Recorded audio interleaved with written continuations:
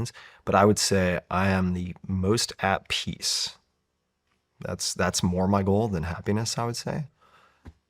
You're reluctant to say that you're happy. Well, I feel like I'm reluctant to say happy because I'm such a stickler. It could be the OCD kicking in, but for terms, right? When people are like, I just want to be successful, I'm like, let's talk about that. Very carefully, right? When people get into fights about God, I'm like, you guys talking about the same thing? Like, let's make sure we're talking about the same thing. I am very happy right now. I have great relationships. I have, taking care of people I care about, doing meaningful work.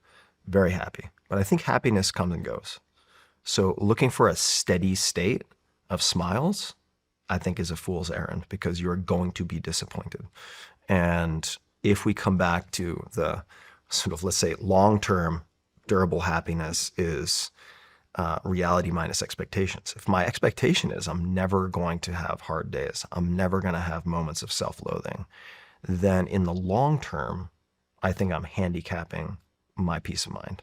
Does that make any sense? For instance, right? I can give a lot of examples of this. If you're trying to learn a language, which I think people can become, let's just say native English speakers, conversationally fluent in a bunch of languages in like 8 to 12 weeks, if they really dedicated themselves. There's no magic trick involved. Like there's a very methodical way to do it. I mean, look at the Defense Language Institute in Monterey. Like the stuff they can do is incredible with language instruction. They're very interested in bioelectric medicine too, by the way, potentially as an augment. But if you're going to learn a language, if you expect your progress to look like this, right? Weight training, same thing. Skill acquisition, it's going to be lumpy, right? You're going to have predictable setbacks. It's like, okay, you memorized 100 phrases, fantastic, or 100 words. Man, you're going to be making rocket-like progress. But as soon as you start introducing a little more complicated grammar, which you need to do to make it for the long game, you're going to feel like you're getting worse. Right? Your ability to juggle those balls is going to take time for adaptation, and you're going to get worse. Boom, boom, boom, and then up and then down, and then maybe there's more of a plateau. And if you know these in advance, you can kind of plan for them, right? In the service of the long-term goal of being fluent in the language. But if you have a teacher who's trying to do the right thing and they tell you everything's going to be great, just one step in front of the other, slow and steady wins the race, and you expect it to be this linear progression, you're going to get crushed as soon as you suffer a setback. And I feel like psychologically, this is where Stoicism is such an incredible arrow in the quiver. It's just expecting people to be, like Marcus Aurelius meditations, like effectively, like when you go out, like expect people to be insolent and rude, expect people to disappoint you, expect A, B, and C.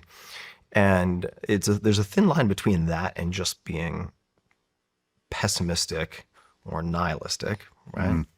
But I think you're just talking about drive, personal drive.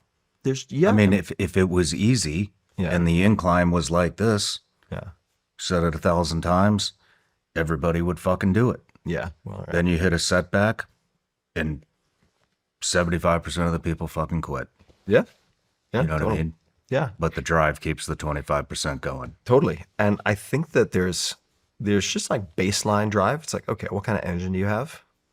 And then there's how do you drive the car? And it's almost like rally racing. Like I did a little bit of training in rally racing, which is incredibly dangerous, but also. No shit. Yeah. The whole team here is going to the. Okay. Where'd you go to rally racing school? I went to New Hampshire. Dude.